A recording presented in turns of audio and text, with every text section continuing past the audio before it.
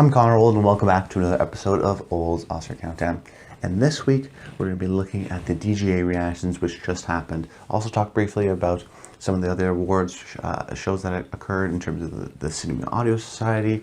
I'll briefly talk about that in American Society of Cinematographers. But really the main part, first half of the show, we talk about the DGA Reactions, what that tells us about Best Picture. And then the second half will actually be just the general tech categories. So I'm going to be looking at a total of 6 categories: Best Editing, Best Sound Mixing, Best Sound Editing, Best Production Design, Best Costume Design, and Best Visual Effects. So that's because I feel like those categories are never really fully looked at properly, and they're sort of brushed aside, but those are really the categories that make you win, try to win, to have all 24 categories correct. But if you're new to the show, what I do every single week is I break down my thoughts on the Oscar race and try to give you updates and reactions of different award shows and how that will therefore affect the awards race. So starting at the top, we're going to jump into those DGA Reactions, which happened a couple nights ago now, which is 1917 seems to be the front runner. Sam Mendes won the top prize for Best Director at the Directors Guild. Now, essentially, if you're new to Oscars or you don't know a whole lot about sort of the numbers and the stats behind everything, the main 3 Guild awards that we look at, which is, for the directors, there's a Directors Guild, of which they have all the directors, many of which are members of the Academy, vote on who they think the best director is, and same thing with the actors, and same thing with the producers. So those are the big 3: the Directors Guild, the Producers Guild, and the Acting Guild, the Screen Actors Guild. So SAG, PGA, and DGA. And a lot of times the winners of those award shows help us predict who's going to win the Oscar for Best Picture, especially now due to the preferential ballot at the Oscars, which allows you to rank your choices. It makes it different than any other category, so we really rely on all of these precursors, and really those main 3. You could argue that BAFTA helps, and it does, I think, for more other categories, less so for Best Picture. So where are we now at the short Oscar season? We've already gotten all 3 winners. So we have 1917 has won PGA and DGA, and Parasite has won SAG. So for me, it ultimately came down to who was going to win DGA for probably who I was going to pick for Best Picture. If Bong Joon-ho won DGA, it would have DGA and SAG, and then I probably would have went for it come Oscar night. But that's not what happened. 1917 won for PGA and SAG. So the crucial thing, PGA and DGA, excuse me.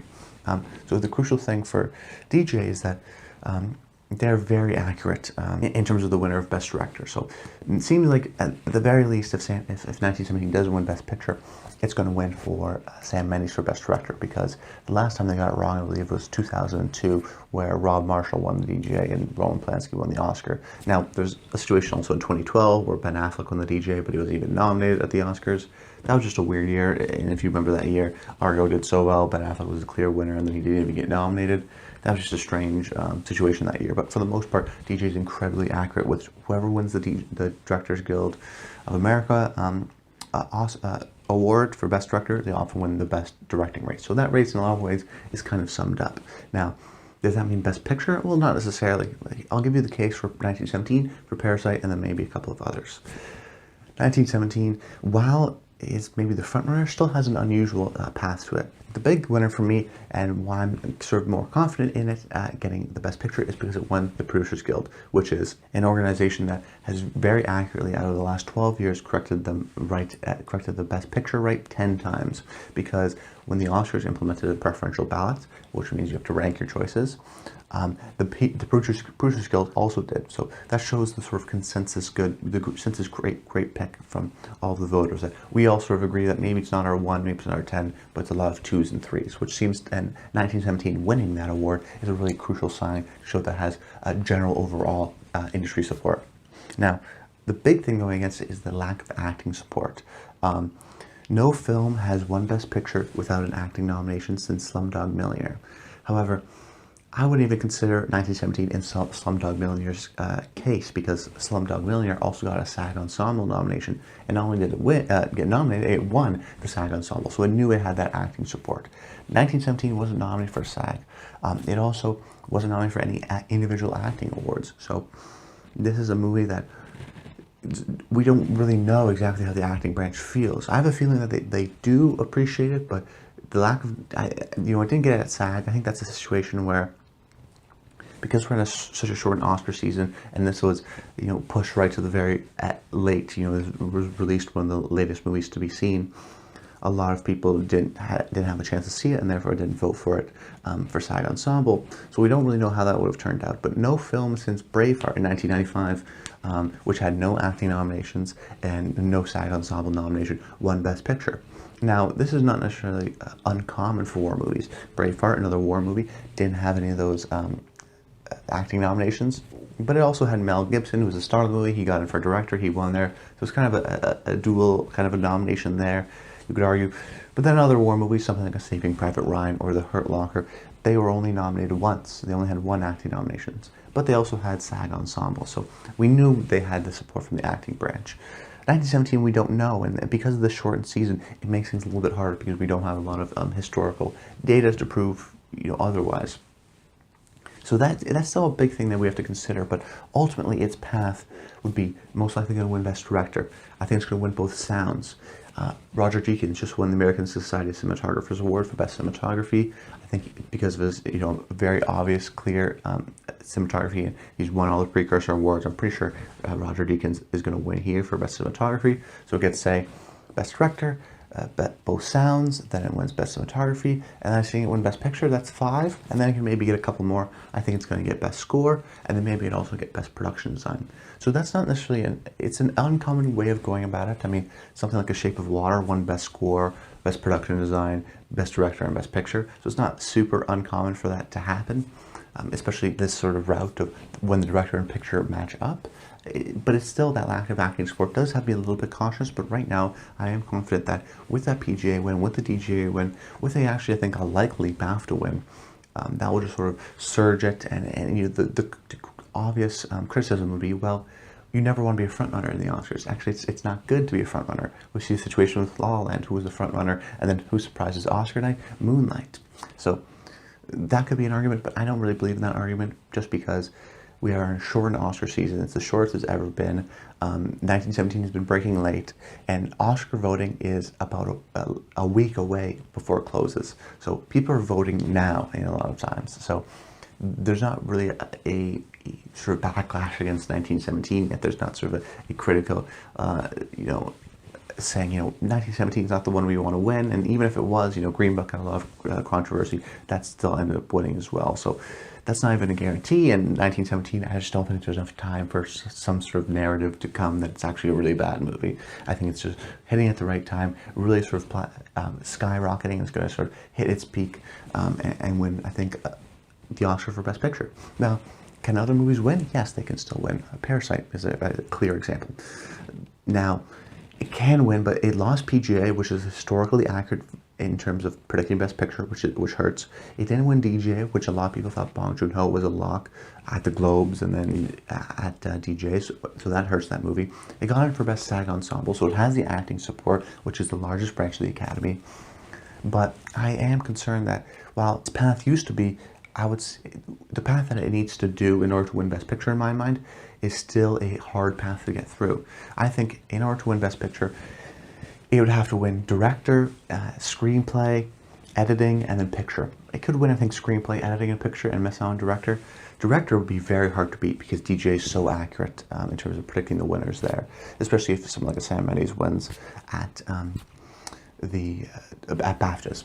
So that's going to be really hard for Bong. So let's say Bong Joon-ho doesn't win for Best Director. Maybe they want to give it to him for Best Screenplay.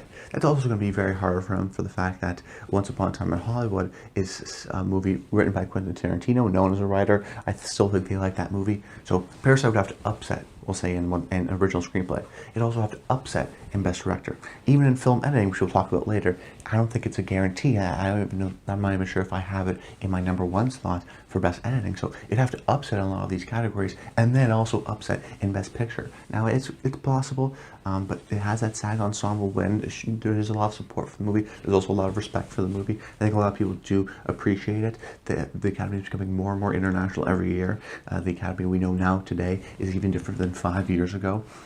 But ultimately, maybe it's just my knowledge of historic Oscar cinema. Maybe it's just the assumption that, if Parasite gets foreign film or international film, that's going to be a sort of big winner award of the night, and that it's still a Hollywood group. That the Academy is still mostly male. It's still mostly American-based, and they still want to see this sort of grand, epic, unique war movie win, and that's sort of a classic Oscar thing, and I think maybe 1917 sort of fits in that mold, and it does have a path. It has that lack of acting support, but that's not necessarily uncommon for war movies, and it does have this sort of direct path that's a little bit unconventional and hasn't been lining up compared to recent years, but with the win of the PGA, the win of the DGA, the strength of support with the technical guilds, it does have a path that is plausible to win. So it's right now it's between 1917 and Parasite. I think it's going to be 1917 because of this director win. Now, could also be something like Once Upon a Time in Hollywood, yes, but movies like this who were nominated, The Irishman, for example, they lost at SAG, they lost at PJ, they lost at DJ, they haven't been winning anywhere. Once Upon a Time in Hollywood did have a great path with Brad Pitt getting going to win for Best Supporting Actor, it could win for Best Screenplay, and then it wins for Best Picture. That's the most traditional and generally the easiest path to win for Best Picture. Now, it's still plausible, but I would be surprised because it could still win at BAFTA, but it was nominated at SAG, it was nominated at PGA, it was nominated at DJ. It didn't win any of them, and that could be a sign that the movie's just not as well generally liked as we think. Another notable mention from the Directors Guild, American Factory won for Best Director. Now, this is actually not the documentary director award is actually not very accurate in terms of predicting the Oscar winner, but right now I still think American Factory is going to be the winner for Best a documentary at the Oscars, and this just shows a little bit more of a support as a sort of general consensus pick, that this is the best documentary of the year. Okay, now so on the tech categories, this portion of the video I'll be talking about 6 different categories as mentioned at the top of the show: Best Editing, Best Visual Effects, Best Sound Editing and Sound Mixing, Best Costume Design, and Best Production Design. I'm going to be looking at the top 2 frontrunners, the movies that or sometimes 3 in visual effects case, the top movies that I think can win. I'm giving their cases, giving their pros and cons, and giving a little bit more in-depth analysis as to why I think one movie is maybe going to win over the other. But half of them we have the guild results, so we have certain things like the Editors Guild have already voted, so we know the results of that. But due to the time of filming, we don't have the results of the Costume Designers Guild, which is tomorrow, and then the Visual Effects Society is in a few days as well, so we don't have those, and those will of course tell us a lot, but I'm still going to give you sort of my thoughts pre-guilds or post-guilds for some categories. Starting off with Best Editing, my 2 possibilities in terms of who I think can win is Ford v Ferrari and Parasite. So the case for Ford v Ferrari is that it's been nominated at both BAFTA and at Ace Eddie Awards. It's a movie that has the most editing in a lot of these technical categories, because the Oscars are, in terms of the winners, they're voted on by everybody. So a lot of times actors will vote on what they think is the best edited movie. So sometimes you don't even want to listen to the guilds, because the guilds are these sort of insular communities. They know what editing is and what actual good editing it is and what it means. But oftentimes because the full branch of the Academy is voting on them, you get people who don't know a lot about editing will vote for editing, or people who don't know about costume design will vote for costume design, who they thought the best costumes were of the year. So as a result, you get a little bit more of a consensus pick. A movie with the most editing often wins. The movie with the most costumes often win. So that's why I think Ford v Ferrari is going for it. Out of all these nominees, it has these exhilarating race sequences. I talked about in my Connors video why I like the movie so much was because it had this traditional story, but also has these really the editing elevated the movie because of its exhilarating racing sequences, and has a lot of editing and has a lot of cross-cutting and back and forth and make you really feel like you're in that race. So it's the most editing, which I think helps the movie, especially compared to other nominations. It's also a movie that I think if it wins at BAFTA, it could be a sign of support. But unfortunately, it lost to the second contender, which is Parasite, who won the Ace Eddie Award, which is a bit of a surprise. So that's a large sign of strength for that film, especially if we think it's going to win a Best Picture. It could win Best Editing. This is a category that the guilds gave it to it, so maybe that's going to really help it. But the issue being is that it actually didn't even get nominated for Best Editing at BAFTA. It only got nominated at the guilds. So, and even Parasite in general didn't do as well as we thought at BAFTA, so it doesn't have a lot of support from the British Academy as much as maybe we thought it could have. It's also a movie, but the pros of the movie ultimately are that it won the Ace Eddie Award. It has a lot of support, more support than Ford v Ferrari, but not getting that BAFTA does a little bit concern me. Clearly there's a lot of respect for that movie, and it's a thriller. It has that sort of pace that we've seen in movies like Girl with the Dragon Tattoo, or even something like a Bourne Ultimatum, when previously before it was sort of a thriller that gets the Best Editing Award win. Right now, I actually think Ford v Ferrari is my choice, just because of the fact I think it's more of an obviously edited film. Also the fact that I believe in a certain narrative that exists with the Oscars, and I've got some numbers here where oftentimes the Academy wants to give a Best Picture nominee an award. They often do recently like to spread the wealth, and looking at the past 10 years, ever since they extended to 10 nominees, there's an average of about 73% of the films that get nominated for Best Picture also win an award. So about, we'll say, 7 out of 9 movies will win an award. Last year, for example, 8 for 8 won an award. I have some numbers here. 2017, 7 for 9 won an award. 2016, 6 for 9.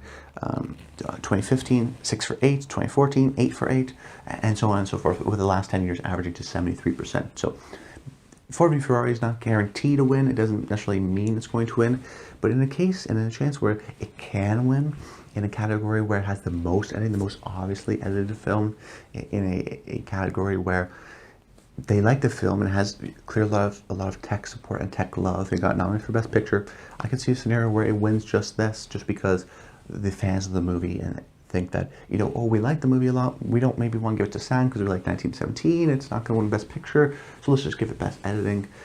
But it depends on the love. The Parasite love is still strong. I wouldn't begrudge you if you go with Parasite here, but it's going to be hard because going to Oscar night, whoever's going to win BAFTA could be the winner, and then whoever wins the Ace Eddies, which is Parasite, is going to be either or. We're not going to get a lot of clarification going to Oscars night.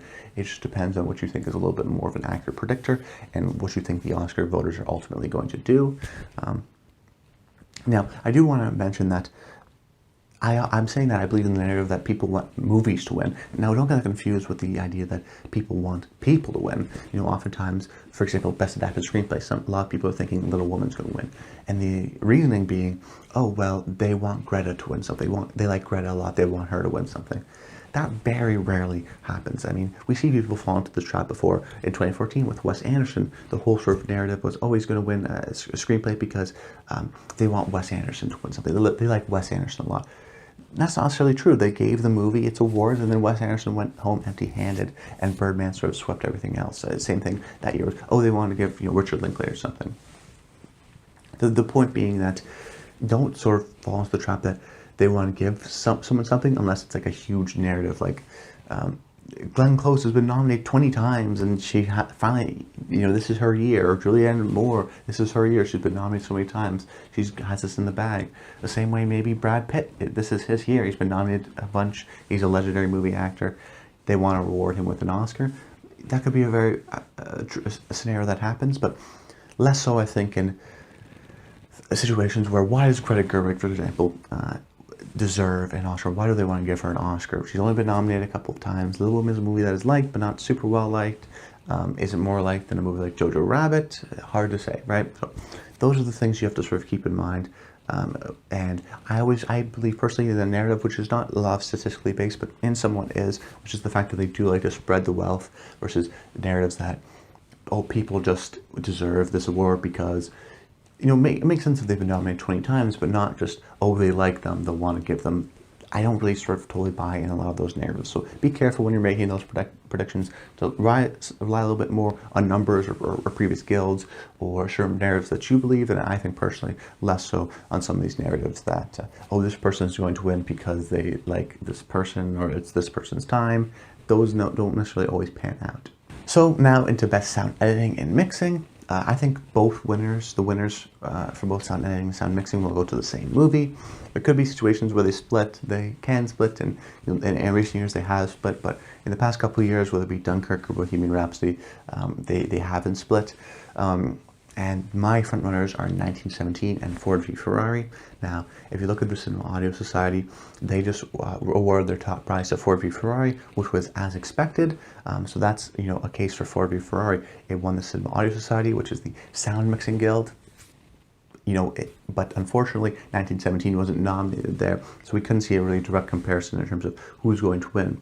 Then the Sound Editors Guild, which is the NPSE Guild, they announced their winners, and they have a lot of more categories, and 1917 won one category, and Ford v Ferrari won another category. So right now, going into BAFTAs, Ford v Ferrari sort of has that edge. It has those two guild wins. 1917 did win at NPSE, but wasn't nominated at CAS, so it's hard to see where the momentum is sort of lying and where the sort of true support of the guild is. Now, the traditional argument, which is what's the most, who has the most sound, does that really work this time? Not really. 1917's a war movie that has a lot of big sound, but Ford v Ferrari is a big, loud, engine roaring sort of racing movie, which also has sort of this loud sound. So we can't really judge it based off that. The pros for Ford v Ferrari would be that it does have that loud sound. It has been nominated everywhere. It could win at BAFTAs, I think, very plausibly. And then if it wins at BAFTAs, then it also won the Cinema Audio Society. They also won an award at the Motion Picture Sound Editors Guild. Maybe if you think Parasite's going to win Best Picture and it's going to win Best Editing, but you still believe that they want to give Ford v Ferrari something, maybe they give it sound editing, or maybe they give it sound mixing in 1917 sound editing. For Oscar night, I think I'm going to choose either Ford v Ferrari or 1917 for both categories, depending on how things play out. But the pro for 1917 would be that it's a much more well-liked movie. If you think 1917 is going to win the Oscar, then you think it's going to sweep a lot of these tech categories. And if it was going to win the Oscar, it should win, I think, both these sounds.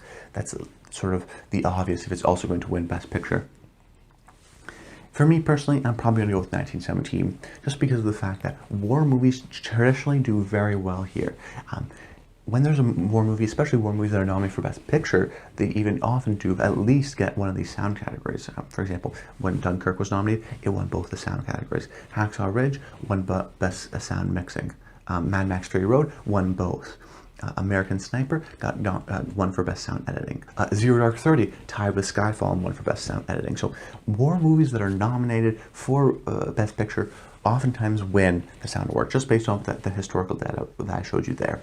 So while it's possible for Ford v Ferrari to win both, it has been doing very well with the guilds. We can't really compare the Cinema Audio Society because 1917 wasn't there. And in the Sound Editors Guild, they both won. So it probably will come down to BAFTAs in terms of who I think will ultimately win. Although their category is not necessarily, is a little bit hard to tell because, well, they have just Best Sound. They don't have Best Sound Editing and Best Sound Mixing.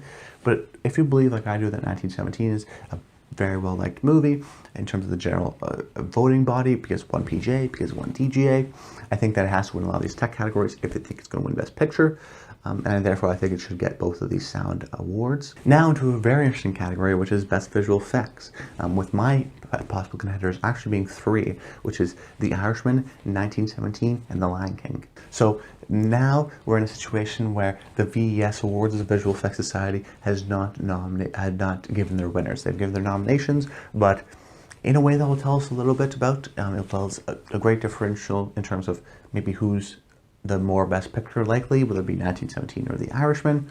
It'll show if there's a support for a movie like Lion King, or maybe another support for a more, effects heavy, which is Avengers Endgame.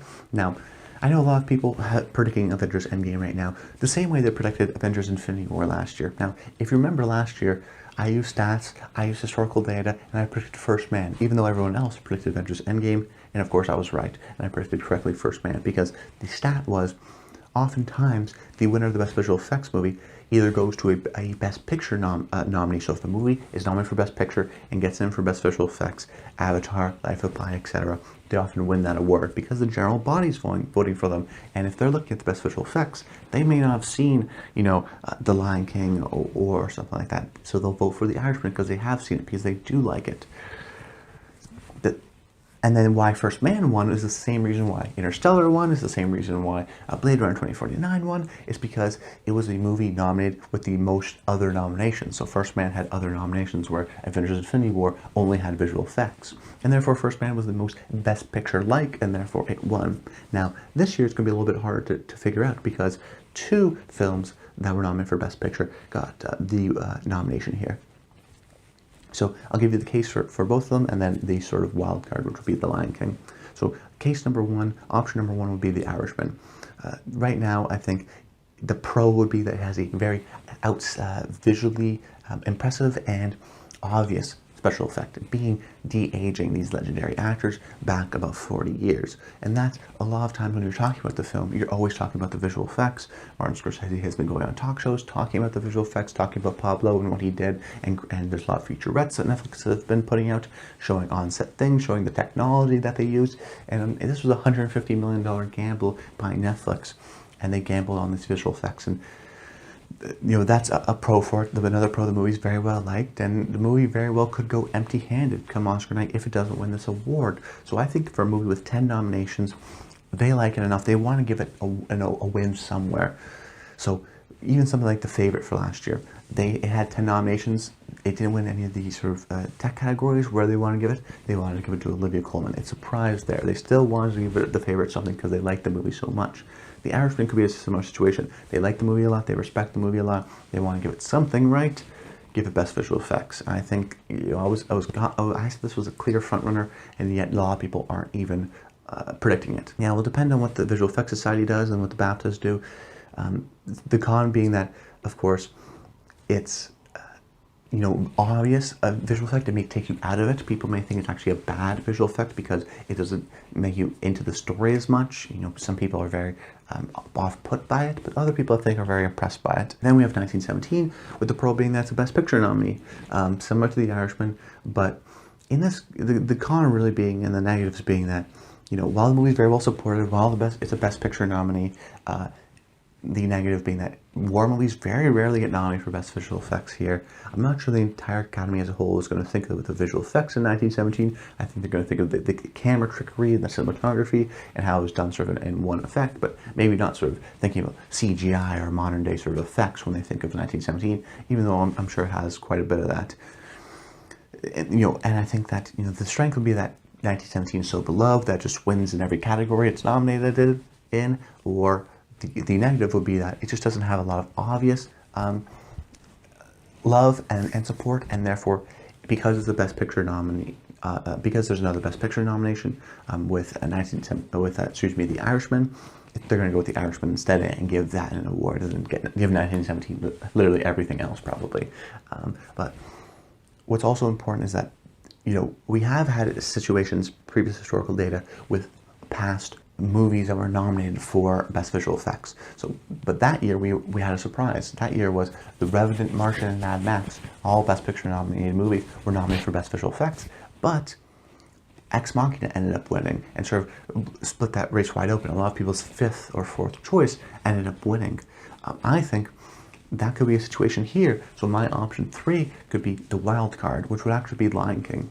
I think this is a movie that a lot of people have seen. It was a big box office success. It has a really incredible photorealistic technology done by Jon Favreau, who also did The Jungle Book, which won for Best Visual Effects, having these realistic sort of looking animals, and this time he does, the environment is totally digital as well, totally CGI. I think a lot of people will really respect that and be blown away by what they did. The negatives being the film wasn't as well liked as Jungle Book. It's just sort of Lion King again, which people didn't really appreciate. I mean, Beyonce didn't get that nomination, so as a whole, it still has that sort of a uptick thing. Now, you could maybe argue the wild card would be Avengers Endgame because, it's the end of the Marvel saga. They want to win something, right? Guys, that's also not true. That's another sort of misnomer. Look at Hunger Games. Look at Star Wars. Look at Harry Potter. Those are all fantasy sci-fi movies that never did very well at the Oscars. That, it's because it's the final movie, they're going to reward it for something, right? No, that's a narrative that is built up in your head. That's a narrative that is sort of explained and over-explained, not using previous historical data. What does the previous historical data show us? When a Best Picture movie is nominated in Best Visual Effects, it almost always wins. Now, sometimes when there's multiple nominations, they don't win. This is a situation where there's 2 nominations.